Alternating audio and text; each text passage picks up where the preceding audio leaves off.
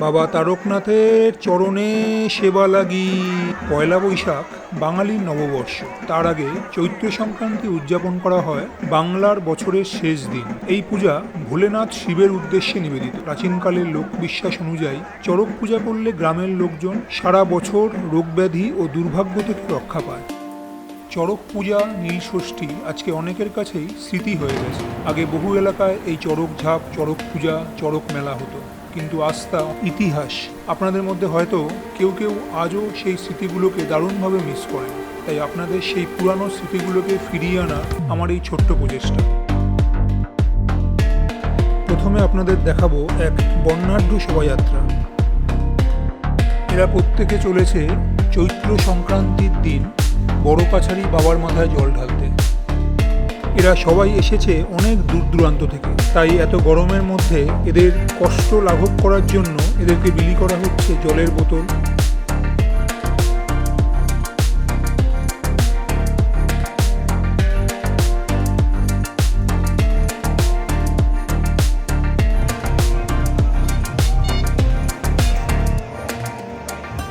গাজন উপলক্ষে তারা শোভাযাত্রা সহকারে ভগবান শিবের মন্দিরে পুজো দিতে যান। এই গাজন উৎসব ভারতের পশ্চিমবঙ্গ ও বাংলাদেশে উদযাপিত একটি হিন্দু ধর্মীয় লোক উৎসব। গাজন উৎসব একটি লোকজ ধর্মীয় উৎসব বলেও পরিচিত, যা মূলত পশ্চিমবঙ্গ, বিহার এবং উড়িষ্যা অঞ্চলে পালিত হয়।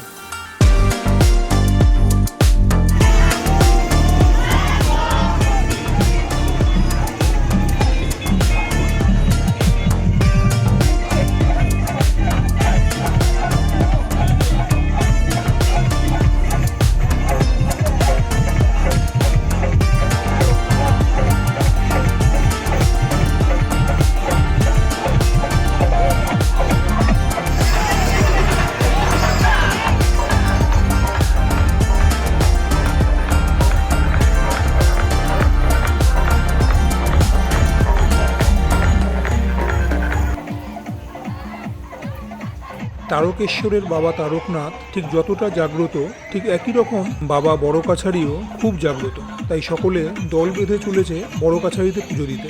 এরা যেভাবে বর্ণাঢ্য শোভাযাত্রার মাধ্যমে বড় কাছারি চলেছে বাবার মাথায় জল ঢালতে, তা সত্যিকারেই চোখে পড়ার মতো।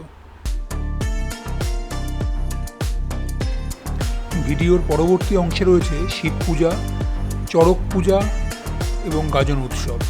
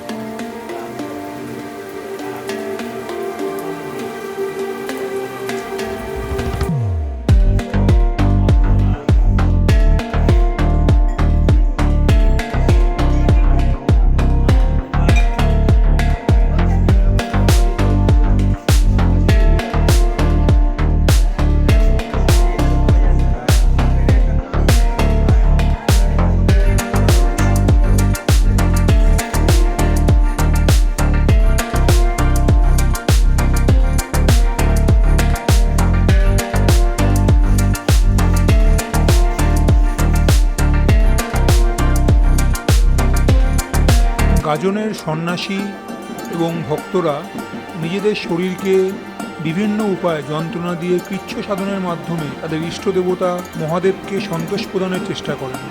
এটি একটি তপস্যামূলক পূজা, যেখানে সন্ন্যাসীরা শরীরের উপর কঠিন কষ্ট সহ্য করে ঈশ্বরের সন্তুষ্টি লাভের চেষ্টা করেন। তারা কঠোর উপবাস এবং নিয়ম পালন করেন।